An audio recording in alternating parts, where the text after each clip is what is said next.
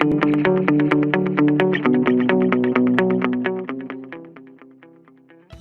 afternoon. Welcome to the Analyst. Today we'll be taking up 7 newspaper articles from the Hindu and the Indian Express and discussing them. The handout for the same will be available in the description of this video for your kind perusal. Please have a look at that. The first article that we'll take up is related to the basic structure doctrine, as the Chief Justice of India observed that the basic structure doctrine is the conscience that keeps our democracy from drifting into absolutism. The second article is related to the aviation sector and the safety in the civil aviation, as the Directorate General of Civil Aviation ordered the urgent software upgrade in the aircraft Airbus A320. Additionally, we'll take up 5 articles in the simplified section which will be helpful for your prelims and mains preparation. The first article is related to the basic structure doctrine. The context behind it is that the Chief Justice of India observed that the basic structure doctrine is the conscience that keeps our democracy from drifting into absolutism.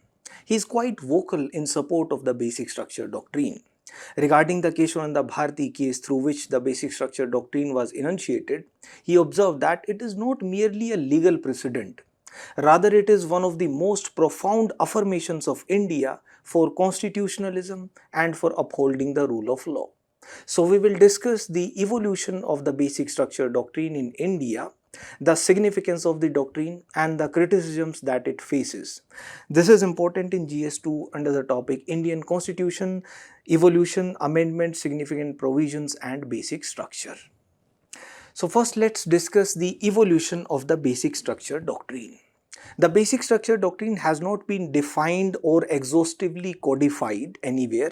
Rather, it is a judicially innovated doctrine. It has evolved through the interpretations of the judiciary through a series of case laws. When we trace the roots of the basic structure, we can trace it back to the Conrad doctrine.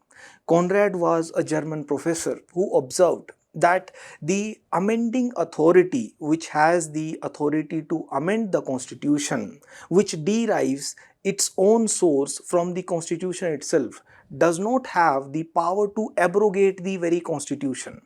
For example, in India, the parliament has the power to amend the constitution.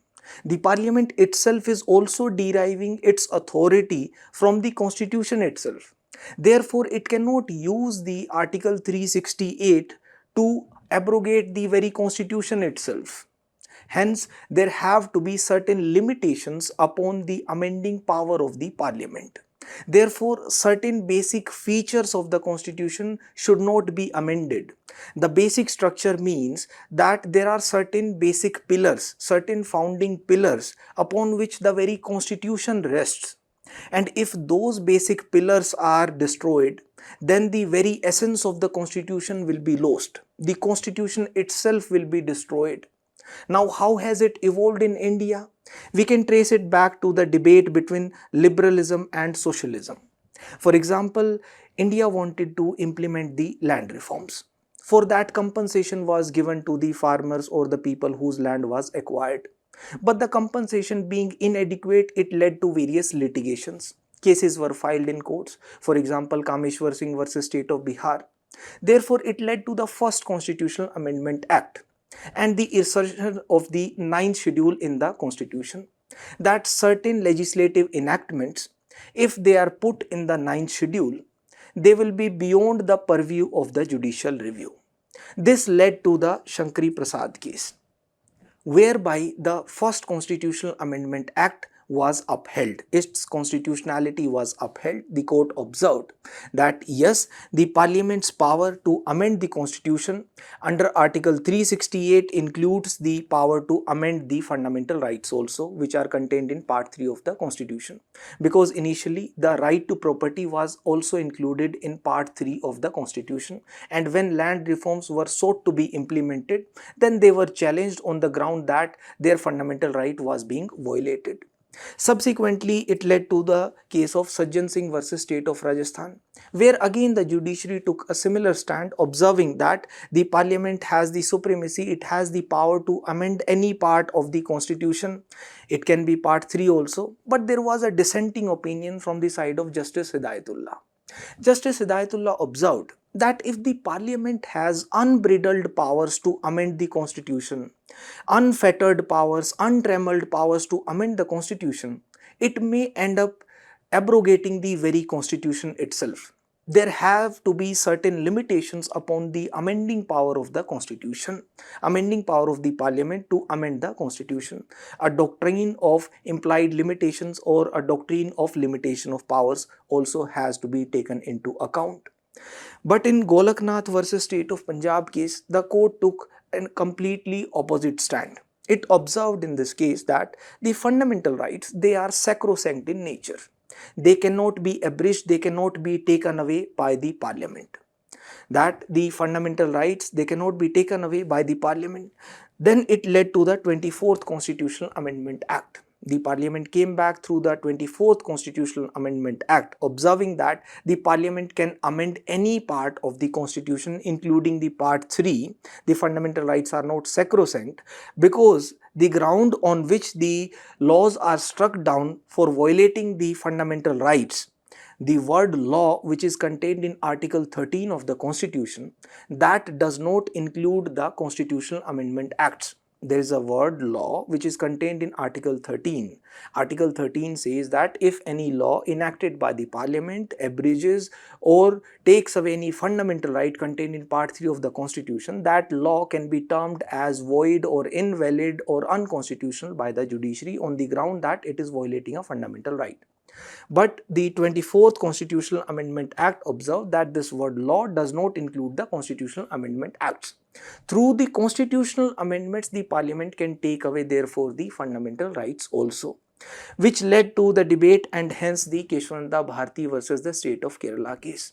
In this case, the court observed that the parliament has the power to amend any part of the constitution. We agree. But there are certain basic features of the constitution which cannot be taken away. The basic structure of the constitution cannot be abridged, it cannot be destroyed. Again, the judiciary did not codify what parts are part of the basic structure, which features are part of the basic feature of the constitution. It did not give an exhaustive list, it gave only an illustrative list. We'll have a look at some examples of what parts are observed to be the part of the basic structure of the constitution. Then the 39th Constitutional Amendment was enacted by the Parliament. Through it, it was observed that the elections to the prime bodies, for example, the election of the President, election of Vice President, Prime Minister, they are beyond the scope of judicial review, they are beyond the purview of judicial review. Therefore, again through the Indira Gandhi versus Raj Narayan case, the judiciary observed that judicial review is part of the basic structure of the constitution. It cannot be abridged, it cannot be taken away through a constitutional amendment act also.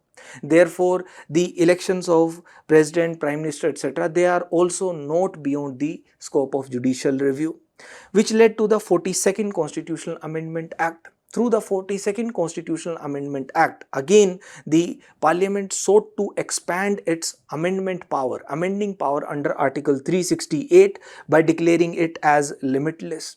But again it was abridged through the Minerva Mills versus Union of India case, which is known as popularly the bedrock of balance case, whereby again the court observed that the basic structure doctrine has to be taken into account, and the modifications were rejected by the court, and it was clarified that the parliament's power to amend is limited by the constitution itself. The powers to amend the constitution, they are not unbridled powers which are given by the Article 368 of the constitution.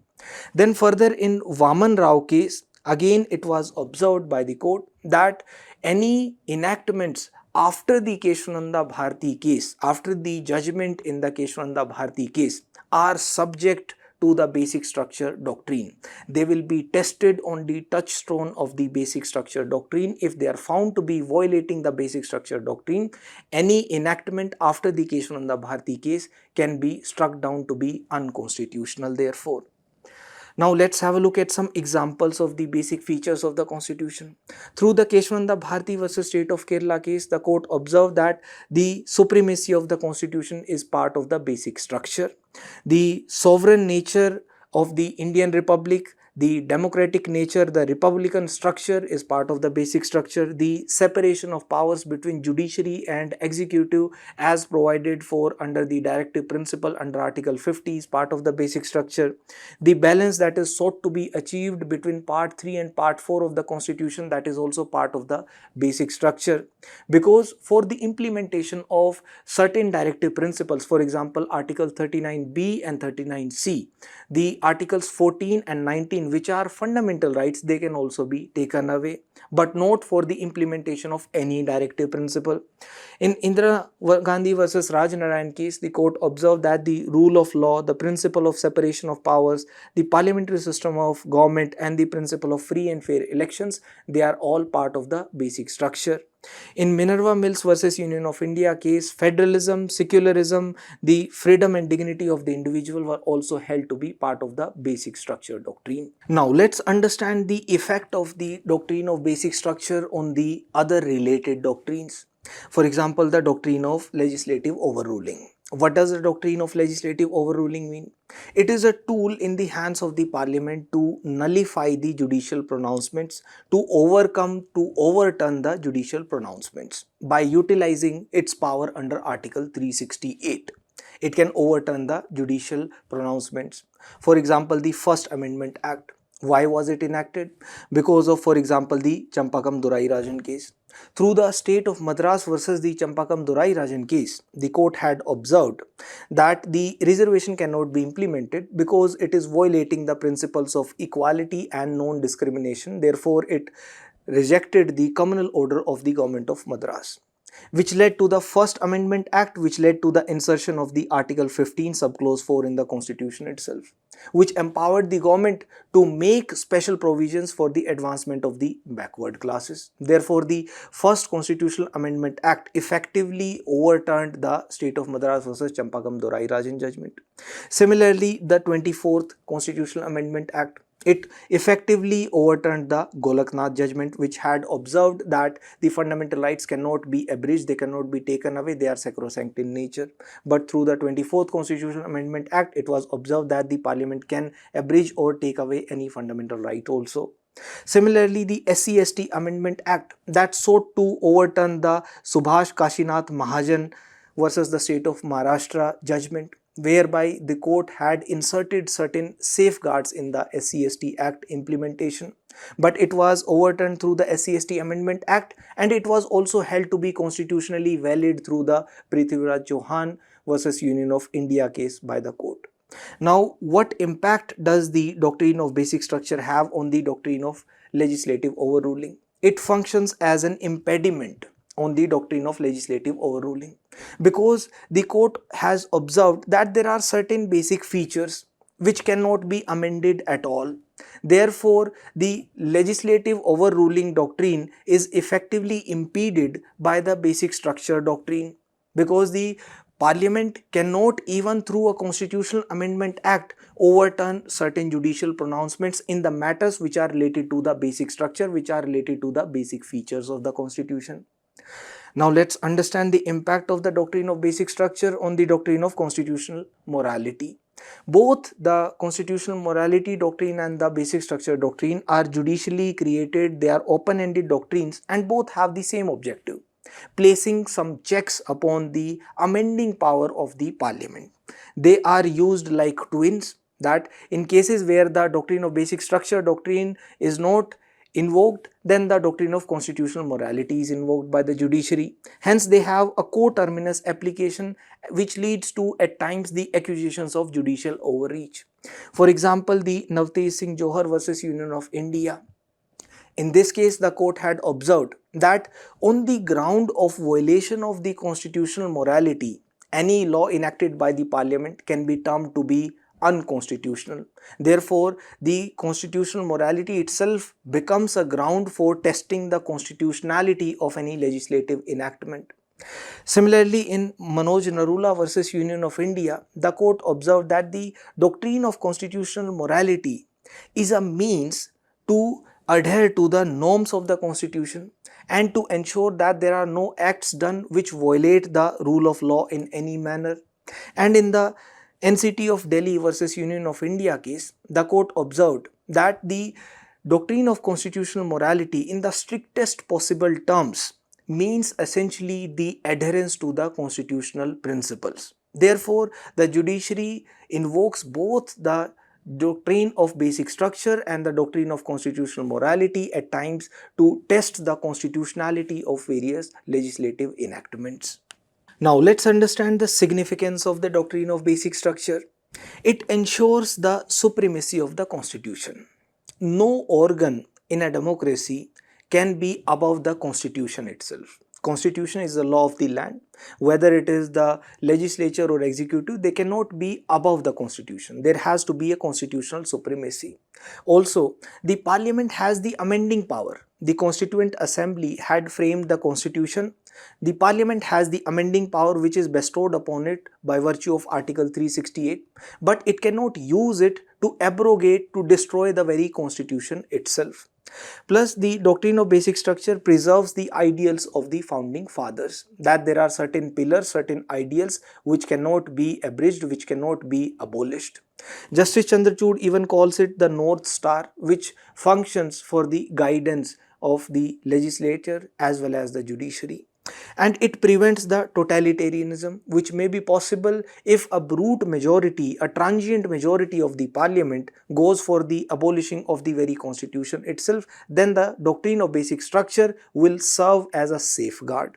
The Article 368 in the constitution does not prescribe any express limitation on the parliament regarding the amending powers, but the doctrine of implied limitations, the doctrine of limitation of powers, ensures that there have to be certain limitations upon the amending powers of the parliament also.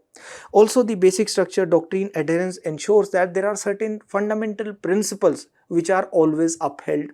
For example, ensuring judicial independence and ensuring judicial review, ensuring the protection of fundamental rights, ensuring that the democratic principles are abided by. Also, another argument in favor of the doctrine of basic structure is that it has been applied responsibly by the judiciary till now. For example, after the enunciation of the doctrine through the Keshavananda Bharati case, there have been about 60 constitutional amendments. Out of those 60, only 7 have been struck down by the judiciary on the ground of violation of the doctrine of basic structure. And only 1 has been struck down completely, that is the NJAC judgment, the National Judicial Appointments Commission. The other 6 also, the doctrine of basic structure was invoked because it was fundamentally affecting the judicial independence or curtailing the role of judiciary. For example, the judicial review. For example, the Indira Gandhi versus Raj Narayan case, where the judicial review itself was sought to be curtailed. Therefore, the doctrine of basic structure has been applied responsibly by the judiciary till now. But there are certain criticisms that the doctrine of basic structure faces. For example, it does not have any constitutional basis. It is not explicitly mentioned anywhere in the constitution. It does not have any textual basis. It is only a judicially innovated doctrine. Plus, it has not been defined anywhere clearly. It has not been exhaustively codified. It is only vague and ambiguous. Also, it is subjective in nature. It depends upon the individual judge. It depends upon his personal subjective satisfaction whether the legislative enactment whose constitutionality he is testing is violating the basic structure or not. Also, it is termed to be anti-democratic and counter-majoritarian because as per the basic structure doctrine, the judges who are not elected, they are determining the constitutionality, they are determining whether the legislative enactment is violating the basic structure or not. Whereas the legislative enactments, they are done by the parliament who are elected representatives. They ultimately represent the will of the electorate. It may violate the doctrine of separation of powers because it is the authority of the parliament to amend the constitution under Article 368. Also, it may lead to a judicial overreach as well because ultimately the judges are deciding, they are deciding the constitutionality of the legislative enactments. It may lead to legislative inefficacy and a system where there is a virtual government of the judges, that the judges are ultimately deciding whether a constitutional amendment or a law enacted by the parliament is to be approved or it is to be declared as invalid. Now, coming to the article, the Chief Justice of India has given some strong arguments in favor of the doctrine of basic structure. These keywords you can also use while framing your own arguments. For example, he says that the doctrine of basic structure is not merely a flight of judicial fancy, it is not just an indulgence in philosophical abstraction. Rather, he calls the doctrine as an act of constitutional archaeology, that the judges have unearthed the basic structure doctrine from within the four pillars of the constitution, that the foundational pillars, they were always embedded in the design of the constitution, they were only waiting to be unearthed by the interpretation rather than invention by judiciary. He says that the Keshwananda Bharati judgment was more important because it recognized what could not be amended. That's what made the constitution more meaningful.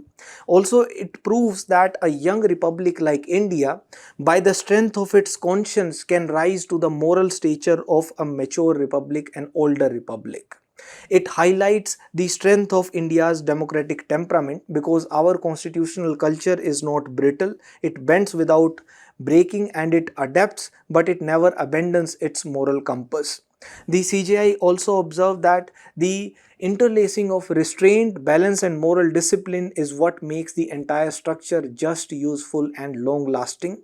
And the idea that the power must remain answerable to principle was always embedded in the constitution, and the constitution always whispered that no authority can amend or take away the promise of justice. Therefore, the basic structure doctrine is not just a claim of judicial supremacy, rather it is an affirmation of constitutional supremacy.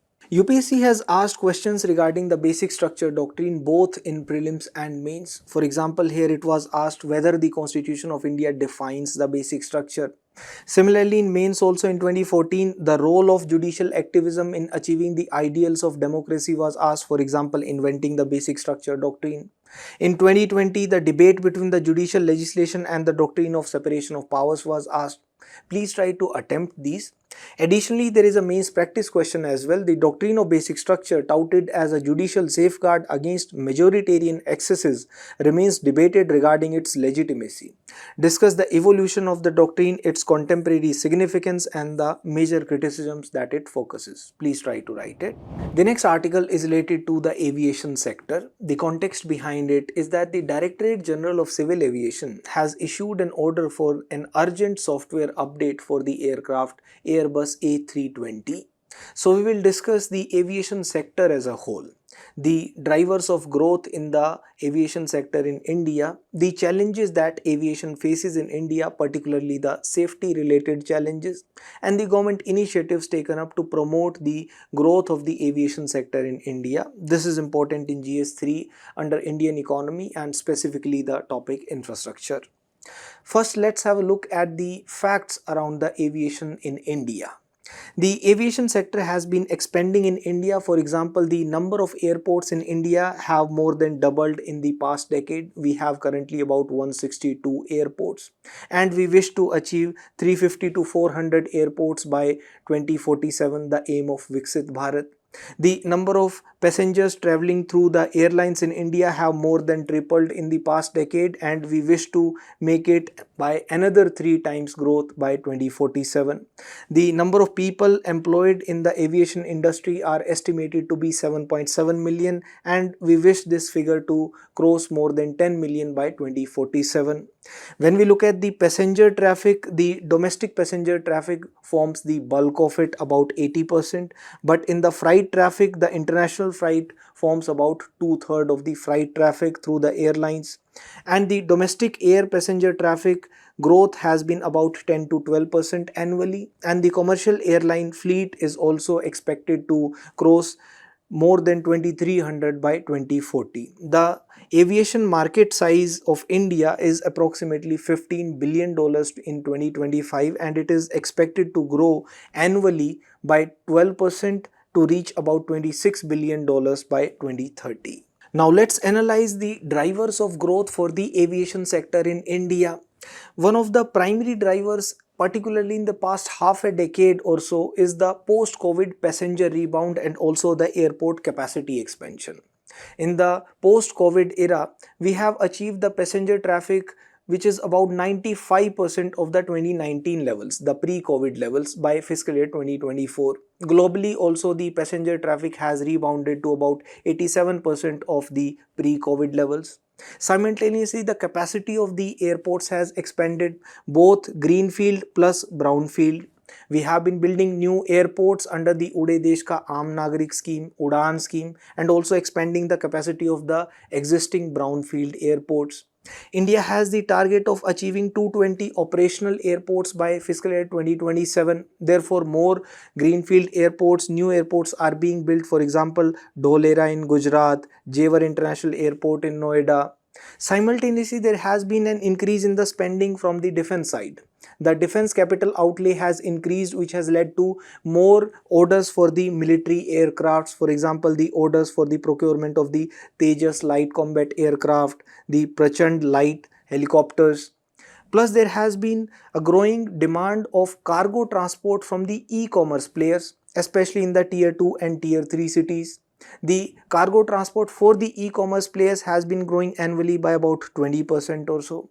Simultaneously, the government has also been providing tax incentives for supporting the indigenous avionics research and development. Plus, India also wants India to become a maintenance, repair and overhaul hub, the MRO hub for the aviation for the world. There has been a blending mandate for the sustainable aviation fuel from 2027 onwards, which catalyzes the new aviation fuel supply chains. The sustainable aviation fuel is different from the jet fuel, the traditional jet fuel. It is to be blended along with the jet fuel so that it can be used in the existing engines, existing aircrafts itself. But there are certain challenges that the aviation sector faces in India. For example, there has been a persistent volatility in the ATF prices, aviation turbine fuel prices, and there are limited hedging which takes place in India. The aviation turbine fuel cost, the ATF cost itself is about 40% of the operating cost for the airlines in India, and the hedging done for the ATF prices in India by the Indian Airlines is just about 15%. Globally, the hedging done is to the tune of 60 to 80%. Therefore, they are vulnerable to the price shocks. The prices of the aviation turbine fuels are so volatile, and the Indian Airlines, they are vulnerable to it. There are also infrastructure bottlenecks at the tier 3 airports, especially. They affect the logistics efficiency. For example, there are a lot of tier 3 airports which have a single runway, and also they have limited cargo bays. They affects the logistics efficiency, and sometimes they are located 50 kilometers away from the district centers, which dilutes the logistic efficiency which could have been achieved through the air freight, through the air transport, which takes lesser time.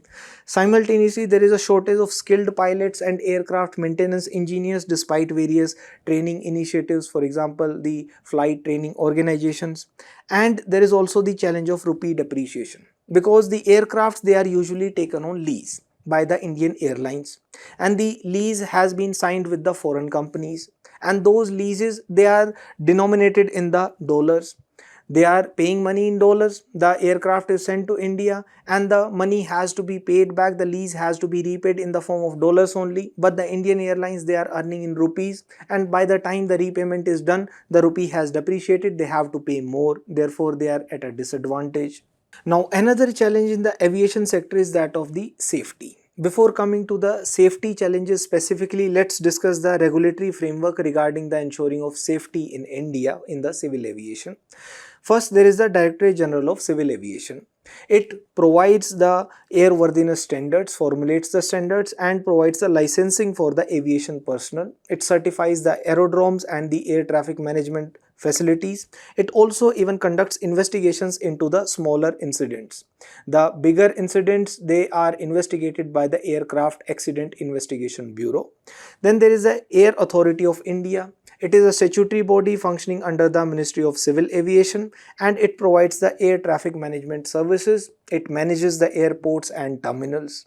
Then there is the Aircraft Accident Investigation Bureau.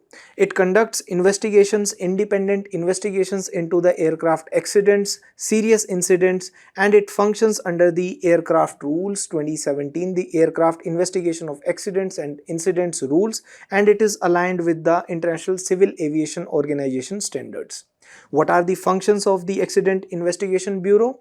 It classifies the aviation occurrences depending upon their seriousness. It prepares the final public reports. It issues even safety recommendations to the Directorate General of Civil Aviation, and it also conducts the systemic safety studies as well. Then there is the Bureau of Civil Aviation Safety. It sets the aviation security standards in line with the International Civil Aviation Organization standards, and it even monitors the implementation of the security measures and conducts the surprise checks to test whether the security measures are implemented or not. Now let's understand the challenges related to the safety in the civil aviation. These safety issues were highlighted by the Parliamentary Standing Committee on Transport Tourism. It highlighted that there are vacancies in the posts of the air traffic controllers. These should be filled. And the airworthiness of the aircraft engines, if it is not found to be up to the mark, then heavy penalties should be imposed upon the airlines which are found to be defaulters. Also, the navigation technology at the airports must be updated. For example, the implementation of instrument landing system at all the airports. It will ensure that the landing can be done even in the case of bad weather or at the night time as well. Also, the budget allocation to the Aircraft Accident Investigation Bureau should be increased, so that the standards that it is adhering to are in line with the global standards, both in terms of the implementation of the guidelines while investigating and also the usage of the technology for the investigation in the incidents. The unmanned aircraft systems, they should also be regulated. For example, the Drone Rules 2021 have already been given by the central government. They empower the central government, the Ministry of Civil Aviation, to notify the safety features which have to be followed when the drones are utilized. Therefore, the Standing Committee recommended that these safety features should be notified by the ministry.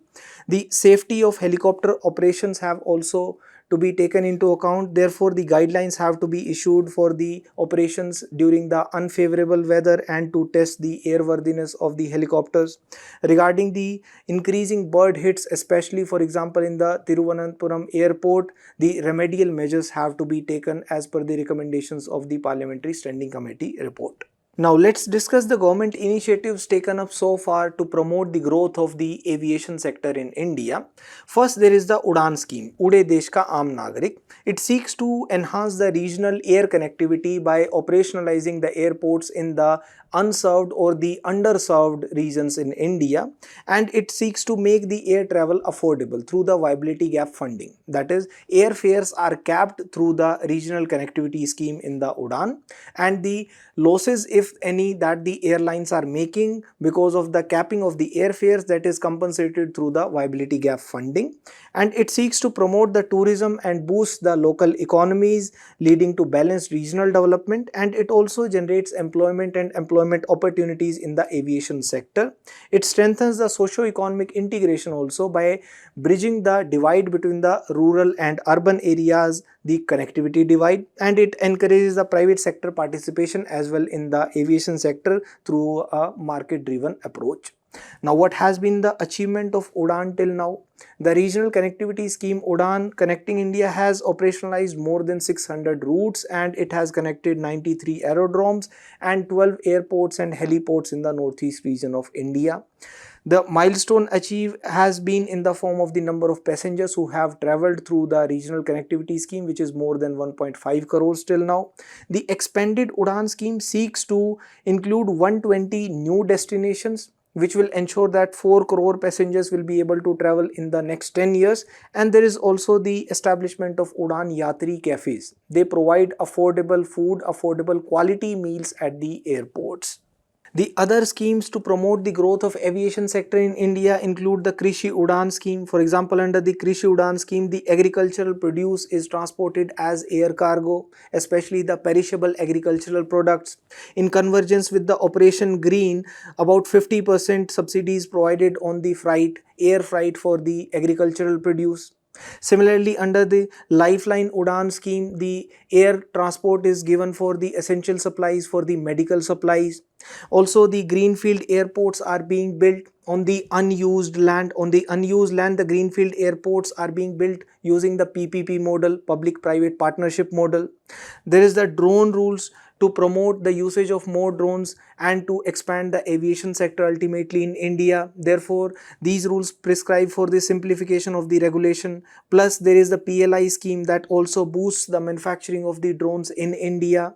There is the expansion of the flight training organizations, the FTOs, for the capacity expansion for the training of more pilots. That is projected, the demand for pilots is projected to increase in India.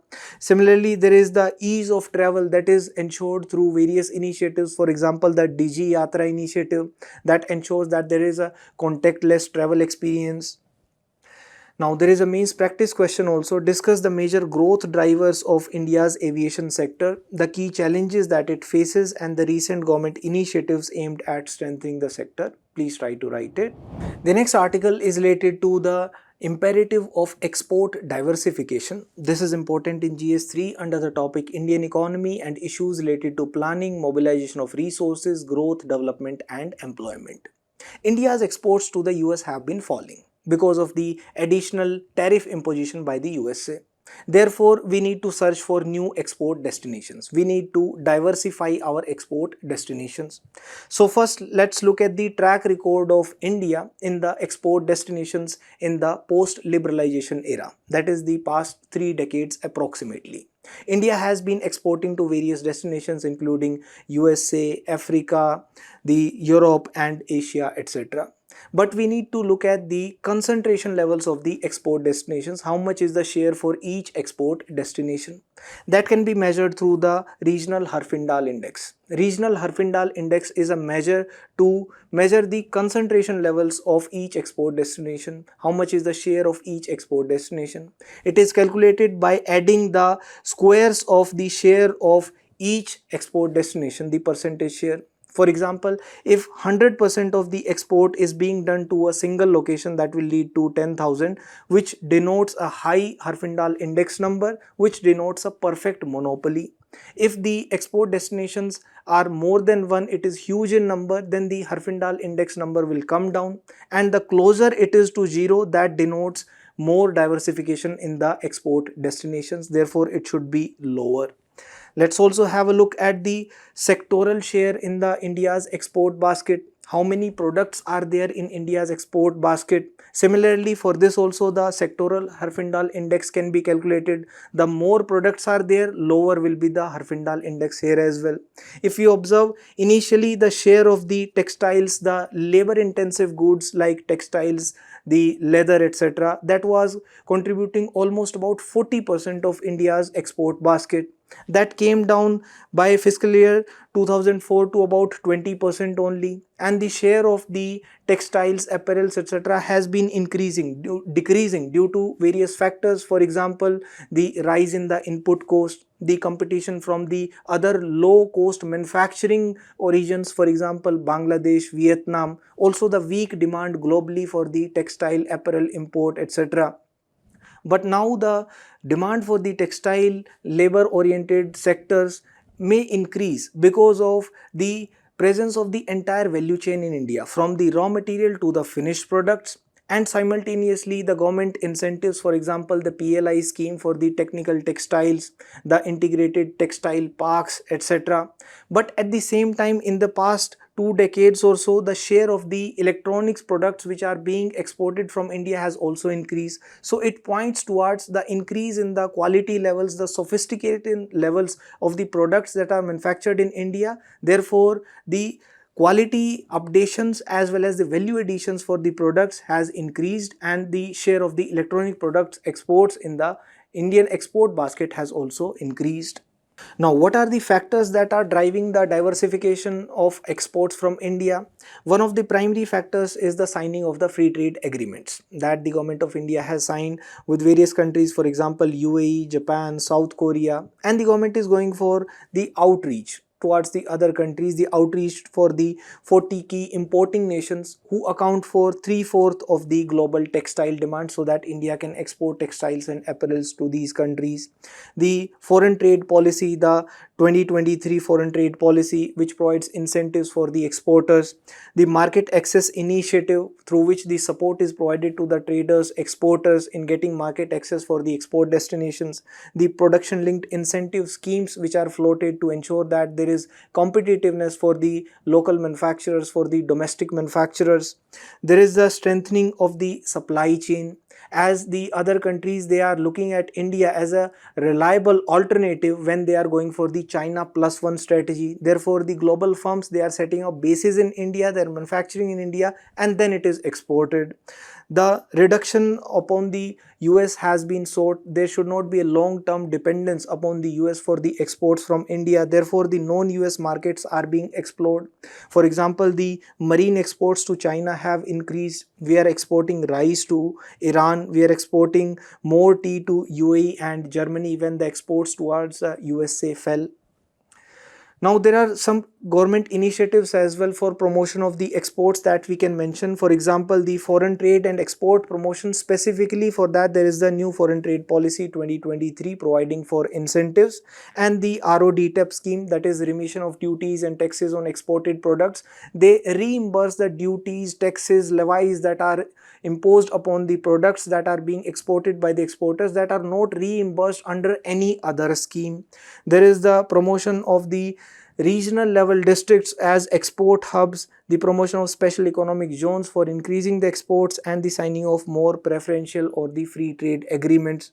To improve the infrastructure and the logistics efficiency, there is the TIES scheme, Trade Infrastructure for Export scheme, so that the logistics efficiency improves and the infrastructure and the logistics costs come down. There is the establishment of National Logistics Policy and the PM Gati Shakti plan and various production linked incentive schemes. To ensure that there is ease of doing business, there are various digital initiatives taken up. For example, the Trade Connect e-platform. It provides the services for the traders and exporters for the digital services, as the guidelines for the regulatory clearances, the compliance and the decriminalization reforms that have been taken up, the national single window system providing for easy clearances, and the ICE Gate portal as well providing for quick clearances.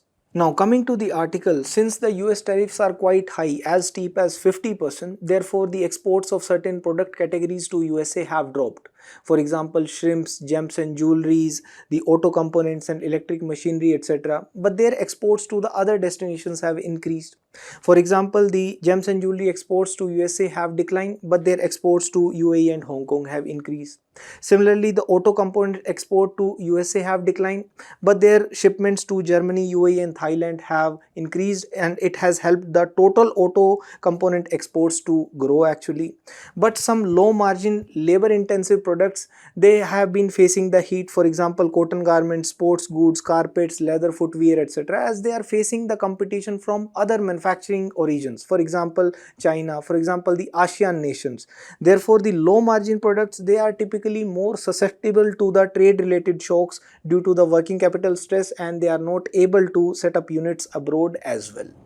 The next article is related to the International Treaty on Plant Genetic Resources for Food and Agriculture. This is important in GS3 under the topic Environment Conservation.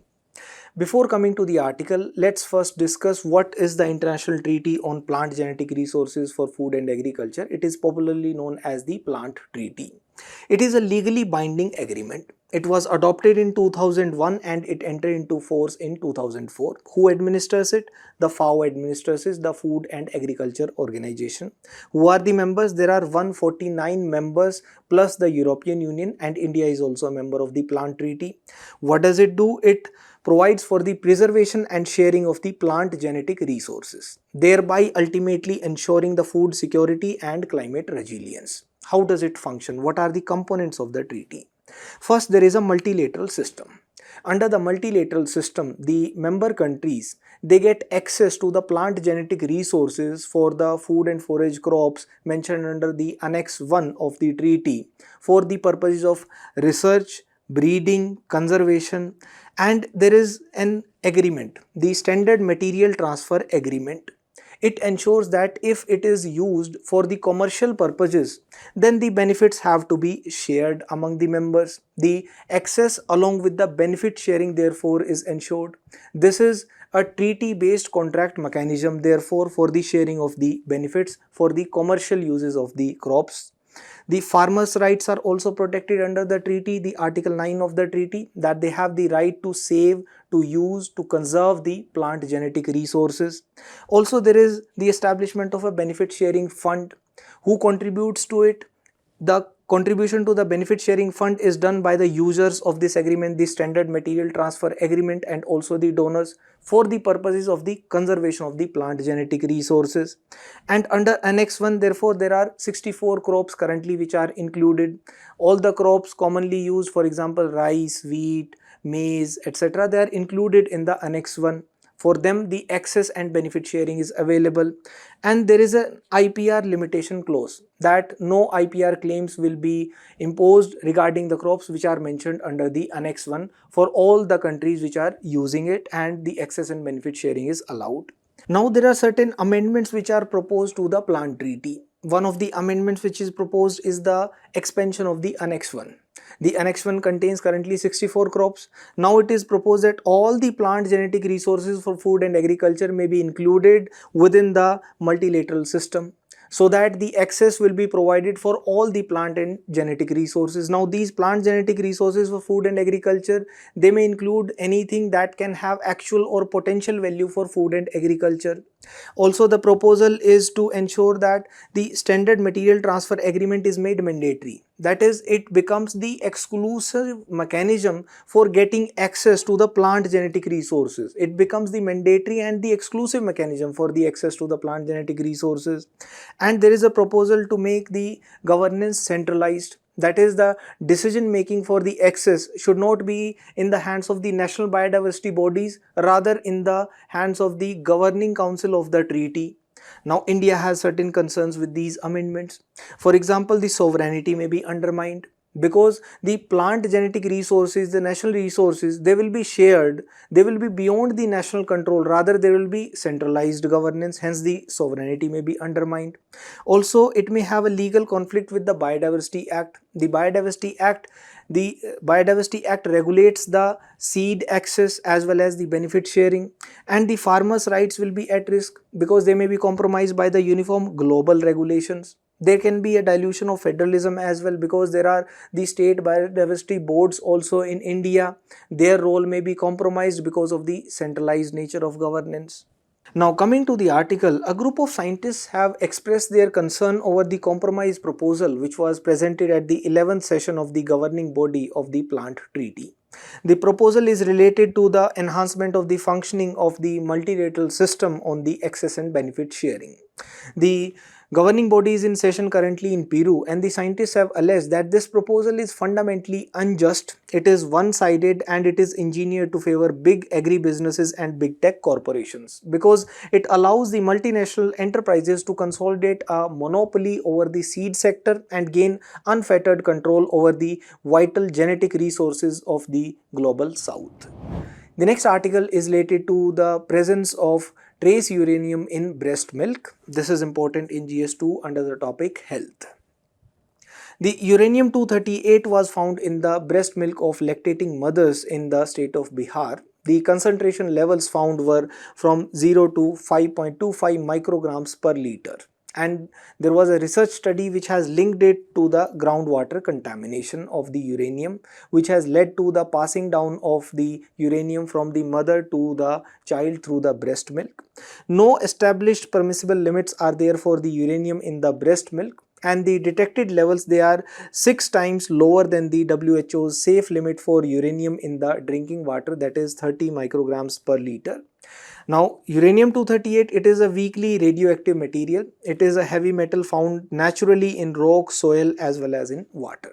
So what are the health risks due to this? The primary health risk is because of ingestion, but it has the potential to cause bone or liver cancer if there are high concentrations of uranium. The actual health impact on the infants is likely to be low, as most uranium is absorbed by the mothers, that is excreted in urine, and only trace amounts are passed on to the infants through the breast milk. So what next? The study has also observed that the breastfeeding is safe and it should continue. Stopping the breastfeeding rather will pose a far greater risk to the infants, which may cause mortality, infection or malnutrition. But simultaneously there should be a periodic groundwater monitoring so that the uranium contaminations can be checked and monitored. Let's also have a look at the uranium contamination levels in India. As per the report of the Central Pollution Control Board, most of the uranium contamination which are above the permissible limits are found in the northwest India and some parts of South India.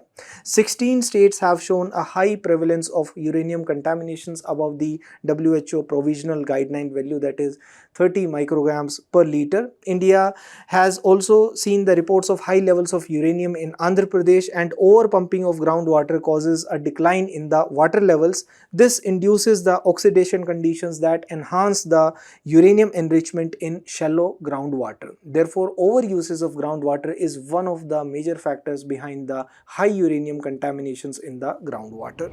The next article is related to the Ellora treasures. This is important in GS1 under the topic Indian culture, salient aspects of art forms, literature and architecture from ancient to modern times. Before coming to the article, let's discuss briefly a few facts regarding the Ellora caves and the Ajanta caves. The Ellora caves were built between the 6th to 10th century CE, and they were built and maintained under the patronage of the Vakataka and the Rashtrakuta dynasties. They have intricate sculptures as well as carvings. There are 34 caves in Ellora, out of which 17 are Brahminical caves and 12 are Buddhist caves and 5 are Jain caves. They are also a UNESCO World Heritage Site located near Aurangabad in Maharashtra. They have been carved out of the basalt rock. One of the prominent caves is the cave 16, which also has the Kailash temple, which is dedicated to Lord Shiva. It is one of the largest monolithic structures. The Ajanta caves, they were built from 200 BC to 650 AD, and they had the patronage of the Vakataka ruler Harisena. They are the series of rock-cut caves in the Sahyadri ranges on the Waghora river in the state of Maharashtra. They have intricate frescoes and sculptures depicting Buddha's life. There are 29 rock-cut caves, including prayer halls, monastic chambers, and worship areas. They were abandoned and forgotten until they were rediscovered in 1819 by a British officer named John Smith. The important caves include the cave 1, which is the Mahachaitya, cave 2, which is Vishwakarma, cave 16 including Kailash, and cave 26 having Chota Kailash. The paintings are themed around Buddhism as they depict the life of Buddha and the Jataka stories. Now coming to the article, the author claims that some of the monuments around the region have been neglected. For example, Malik Ambar's tomb in Khultabad, a few minutes away from the Ellora caves, is totally neglected.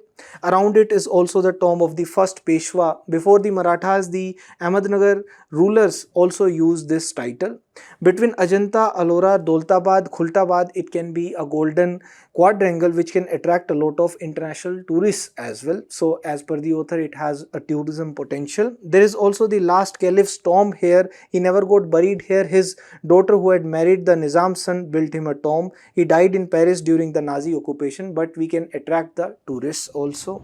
The next article is related to the revival of Shipping Corporation of India. This is important in GS3 under the topic Infrastructure, Energy, Ports, Roads, Airports, Railways, etc. The Shipping Corporation of India is scheduled to buy over 200 merchant ships via joint ventures. Previously, it was ignored and it was facing privatization, but the geopolitical changes have necessitated for a strategic rethinking. A strategic need has come up for having a national shipping fleet. Historically, it was a global leader with 120 plus ship fleet of various types having tankers, liners, gas carriers, etc. It even enjoyed the cabotage rights and the first refusal on the India's oil transport. That is, oil transport was first offered to the Shipping Corporation of India. If it refused, then it was given to the other companies, and it even named the ships after Paramveer Chakra awardees and Indian saints, etc. It has been a technological leader in the past, having the latest marine engines. It operated India's first LNG ship. It was considered a technologically complex task, and it always prioritized national interests over the commerce, for example, giving discounted fares using Indian shipyards, and it played a strategic role also. For example, it was trusted by the armed forces, it provided for safe passage during the Iran-Iraq war, and it is also serving as a major training ground for the seafarers who contributed significant foreign exchange as well. But the decline of the Shipping Corporation of India began in the 1990s with the liberalization and the WTO and GATS agreement. As it lost the preferential rights for India's oil needs, new ship orders stopped and the fleet halved as well as aged. Its average fleet age is around 18 years, therefore it has old fleet. India's share of its own cargo carried by Indian ships fell from 27% to just 7% as the foreign cargo ships were employed. The privatization was planned by 2019, but it was delayed by COVID-19. Now there has been a strategic revaluation. For example, the pandemic exposed the fragility of the global shipping, and it disrupted India's exports as well as imports and delayed the shipping. Therefore, the freight rates also skyrocketed and the port calls were skipped. It hurt the Indian trade. Therefore, the lack of Indian owned container ships left India vulnerable. The relaxation of cabotage rules earlier also harmed the Indian container companies. Therefore, post-pandemic, a global shift has been there towards trade-driven initiatives as well as strategic investments. For example, the US is taking stakes in strategic companies like Intel, US Steel, etc. Therefore, India is also reviving the Shipping Corporation of India. Thank you.